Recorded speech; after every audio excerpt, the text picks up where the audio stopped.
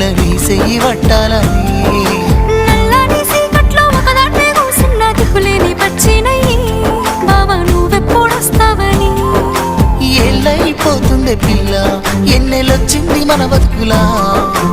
ఏలైపోతుందే పిల్ల ఏలు వట్టంగా వస్తున్నాయా ఇన్నాళ్ళ ఎడబాటు ఎడవాసిపోతుందిలే ఈ సీనయ్య గుండున్నదే